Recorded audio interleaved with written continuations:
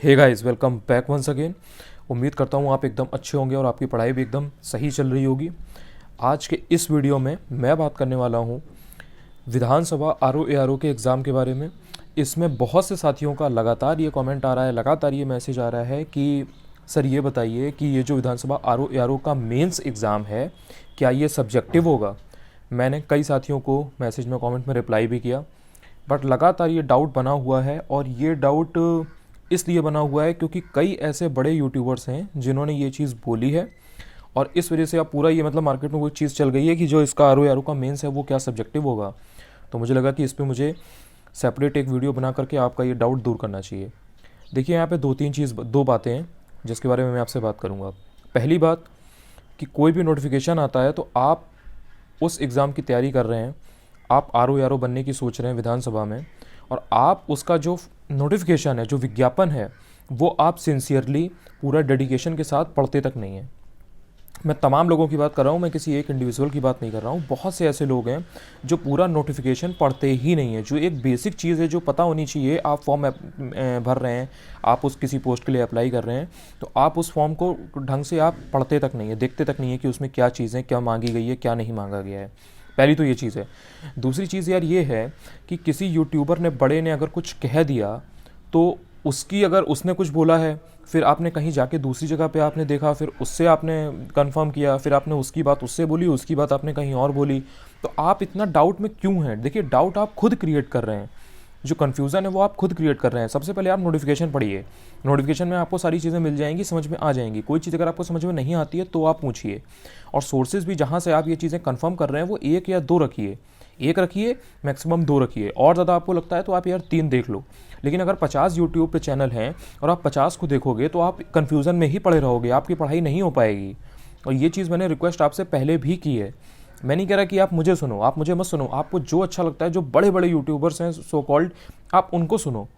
लेकिन फिर मेरे पास आके मुझसे ये मत कहो कि अरे उन बड़े यूट्यूबर ने ये कहा है तो आप इस पर कॉमेंट करिए। भाई मैं क्या उस पर कॉमेंट करूँ। पहली बात तो जो उन्होंने कहा है वो, उसके लिए वो अकाउंटेबल है, वो रिस्पॉन्सिबल है। मैं पहली बात तो रिस्पॉन्सिबल नहीं हूँ। और फिर अगर उन्होंने कोई चीज़ बोली है तो उसको मैं क्यों जस्टिफाई करूँ कि उन्होंने अगर ये चीज़ डेट ये बताई है, या उन्होंने अगर इसको सब्जेक्टिव बता दिया है, तो अब मैं उस पर कॉमेंट करूँ। मुझसे इंडिविजुअली अगर आप कोई चीज़ पूछते हो तो वो उसके लिए मैं आपको बता सकता हूँ। तो ये चीज़ है। सबसे पहले तो आप नोटिफिकेशन देखो, नोटिफिकेशन में साफ लिखा हुआ है कि वस्तुनिष्ठ प्रकार की लिखित परीक्षा होगी। लिखा है कि नहीं लिखा है? पेज नंबर 30 आप खोलिएगा, 37 पन्ने की जो आपका विज्ञापन है, उसमें जो पेज नंबर 30 है उस पर आप देखिएगा, उसमें साफ लिखा हुआ है वस्तुनिष्ठ प्रकार की लिखित परीक्षा होगी। ये एक लाइन आपसे नहीं पढ़ी गई।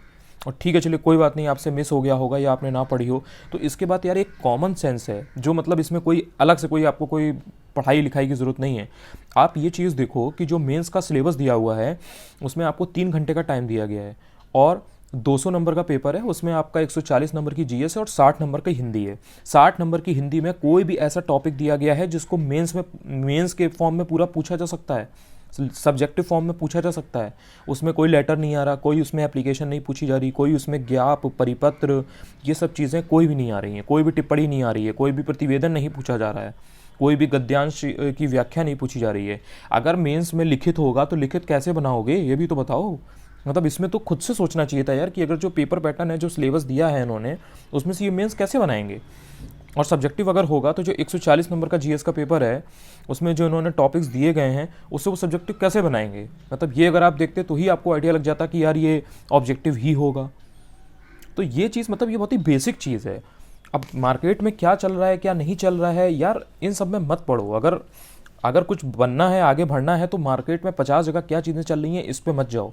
मार्केट में जाते हो तो क्या आप 100 दुकानें पे जो चीज़ आपको लेनी है वो 100 दुकानों पे जाके देखते हो? नहीं ना, 1 2 3 दुकानों पे देखते हो, उसी में से अच्छे से अपना बजट देखते हो, चीज़ देखते हो, क्वालिटी देखते हो, वो चीज़ ले लेते हो। अब आप 50 दुकानों पे जाओगे तो फिर आप पूरे दिन वही करते रहोगे। जितना आप जितना बजट की चीज़ खरीद नहीं रहे हो, उतना तो टाइम आप वहाँ स्पेंड कर दोगे उसको ढूंढने में, खोजने में। तो मेरा आपसे यही रिक्वेस्ट है कि अगर आप मुझे फॉलो करते हो तो इसीलिए मैं आपको पहले ही मैंने बता रखा है कि 1 2 सोर्स रखो, 3 सोर्स रखो, 10 जगह मत भटको, ज़्यादा ध्यान अपना पढ़ाई पे लगाओ। अगर आप मेरी बात से एग्री करते हो, आपको लगे कि हाँ यार ये बंदा सही बताता है या ये बंदा सही बता रहा है, तो आप मुझे सुनो, नहीं आपको लगता है कि नहीं मैं गलत बताता हूँ, तो आप दूसरा जो अच्छा लगता है आपको उसका सुनो। लेकिन फिर मेरे पास आके ये मत कहो कि अरे उसने ये कहा है तो आप इस पर कॉमेंट करिए, या मेरी बात वहाँ जाके उससे मत पूछो, उसको मत डिस्टर्ब करो कि भाई मैंने ये कहा है तो आप इसको जस्टिफाई करें, है ना। तो ये सब बेसिक चीज़ें हैं।